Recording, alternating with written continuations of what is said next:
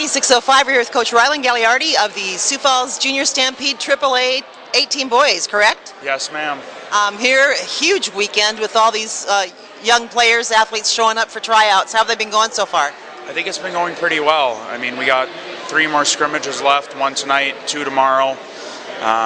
We'll cut down tomorrow morning to get to about 25, 28 guys tomorrow afternoon and really step up the play a little bit, but I think we have over 130 kids between the 14, 16, and 18s trying out here this weekend.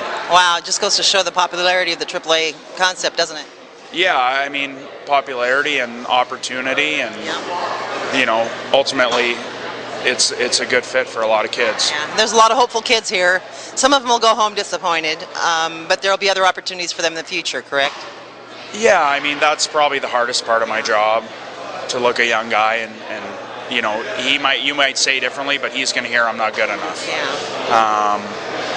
But there's lots of different paths in life in general, but hockey specifically too. And hearing a no now doesn't mean no in the future. Right. So that's one of the things we'll talk to the guys about that don't get a commitment from us, but you know, you said it, there's lots of opportunities in the future, and these kids are still young. Yeah. Now, what are you looking for in players this weekend? Well, in general, I've talked to the guys about work ethic, character, and commitment. A lot of those are kind of off ice. I mean, I like competitive players, you know, gritty guys that are really here to play hockey and make plays, and, you know, probably a good mix. And we got some good eyes up there evaluating. Yeah, you do. Well, and that is one of the things you have to think about, is not only individually who are the good players, but how will they blend together into a team. Yeah, you need to have a good fit, and the players ultimately really dictate things. I can sit here and say day one, oh, I think that guy's going to fit, but that's why we have 5 different ice sessions, so that ultimately the players will be the ones that decide who fits where, who's on the team, who's where, etc. They all got to find their own groove, don't they? Yeah, exactly. So, Coach, you're from Calgary, Alberta, Canada, correct? Yeah. Yes, I am.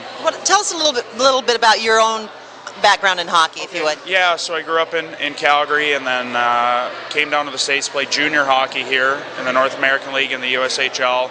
Then I played college hockey at Minnesota State, down in Mankato. And then I played 4 years professionally in the minors, as I was in a couple NHL organizations. And then last season I coached a junior hockey team out in Western New York.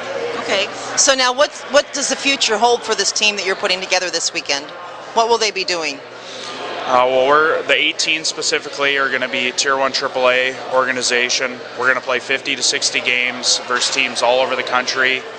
A blanket statement would be these are probably some of the best and most talented 17 and 16-year-olds from around the country.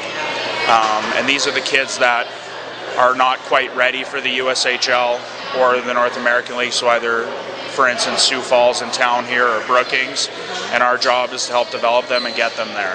Yeah, it's got to be exciting to be around all these hopeful young men that are working so hard for this. Yeah, you got a lot of kids from all over, you know, Maryland, Texas, Colorado, California, and then you got the Dakotas, Montana, I mean, all over, Missouri.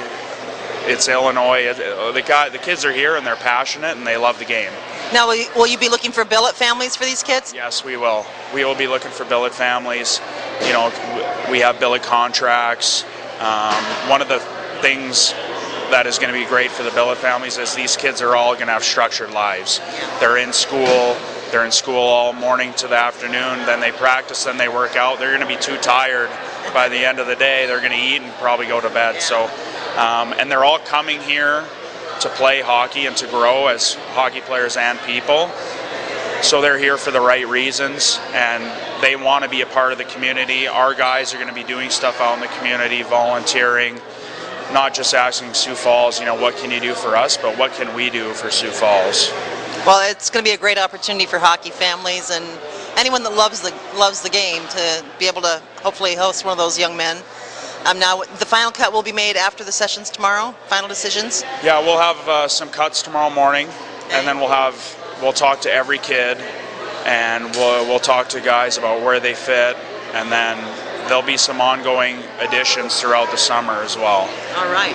Well, we're looking forward to having them here and watching them play and grow. Thanks for taking time with us at Hockey 605, Coach, and best of luck with tomorrow's final decisions. Thank you. I appreciate it, and I'm excited. Thanks to everyone that tuned in. All right. Thanks.